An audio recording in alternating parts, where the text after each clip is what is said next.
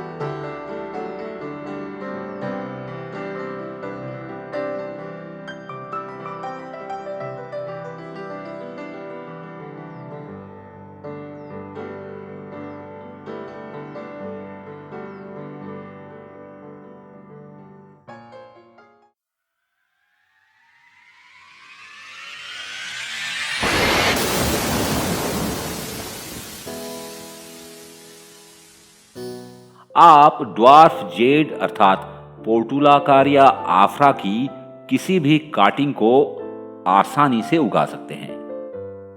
इसे उगाने के लिए किसी विशेष व्यवस्था या किसी प्रकार के रूटिंग हार्मोन की आवश्यकता नहीं होती है। बस आपको एक दो छोटे विषय पर ध्यान देना होगा। जैसे जब आप काटिंग लेते हैं तो उसके नोड पर ध्यान दें। जिस स्थान से पेड़ की पत्तियां उगती है उसे नोड कहते हैं और ऐसे दो नोड्स के बीच के अंतर को इंटरनोड कहते हैं। कुछ कटिंग्स ऐसे होते हैं जिसके इंटरनोड 1 या 2 मिलीमीटर होते हैं और कुछ के 1 सेंटीमीटर या उससे ज्यादा भी होते हैं। जिसका इंटरनोड 1 या 2 मिलीमीटर है, आप उसे कहीं से भी काट सकते हैं, लेकिन जो 1 सेंटीमीटर या उससे अधिक है उसे काटते समय आपको किसी भी नोड के ठीक पीछे काटना होगा। मैं आपको दिखाता हूं। देखिए, ये नोड है, आप इसके ठीक पीछे काटिए। ज्यादा दूरी पर नहीं, 1 या 2 मिलीमीटर पीछे ऐसे काटिए और इसे 24 घंटे के लिए छोड़ दें। कटिंग पॉइंट को सूखने दें, फिर आप इसे लगा सकते हैं। रोपण करते समय कम से कम 2 नोड जमीन के अंदर डालें।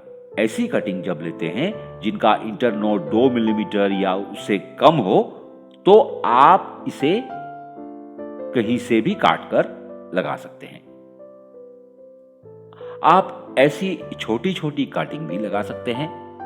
बस 2 जोड़ी पत्तियां नीचे से ऐसे काटकर मिट्टी में लगा दें। अभी मैं इस काटिंग को लगाऊंगा। इसके 3 ट्रंक लाइन है जो अनकॉमन है और ये दूसरा जिसे मैं उगाना चाहता हूं। मैं सामान्य मिट्टी और कंपोस्ट के मिश्रण लिया हूं। आप कोई भी मिट्टी अथवा सैंड ले सकते हैं। काटिंग पॉइंट सूख गया है।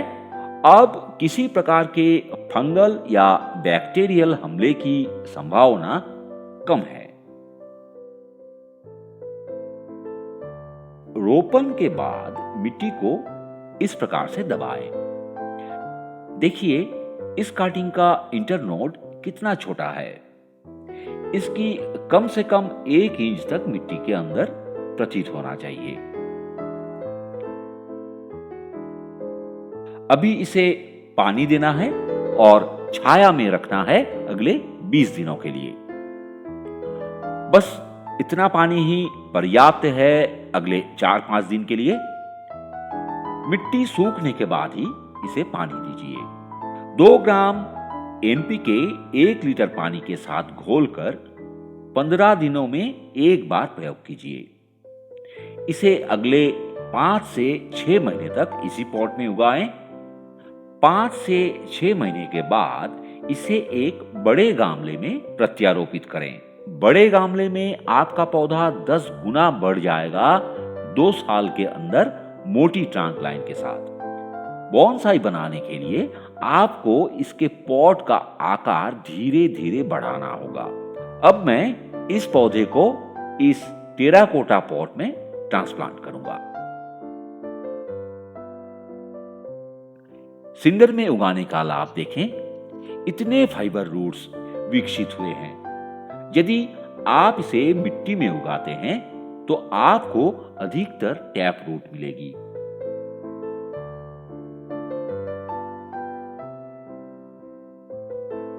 बोनसाई बनाने के लिए हर बार जब आप रिपोर्ट करते हैं तो आपको रूट बॉल पर ध्यान देने की आवश्यकता होती है। यदि जड़ों का कोई संशोधन की आवश्यकता है तो इसी समय कर लेना चाहिए और शाखा का चयन भी अभी किया जाना चाहिए। बोनसाई ब्रांच सिलेक्शन के 12 नियमों के ऊपर एक वीडियो ट्यूटोरियल है मेरे चैनल में, आप उसे देख सकते हैं। Secret of bonsai basic root structure and growing tips नाम से एक वीडियो ट्यूटोरियल है मेरे चैनल में। यदि आप नहीं देखे हैं तो अवश्य देखें। इस कड़ी में इतना ही, मिलते हैं अगले कड़ी में। तब तक के लिए नमस्कार।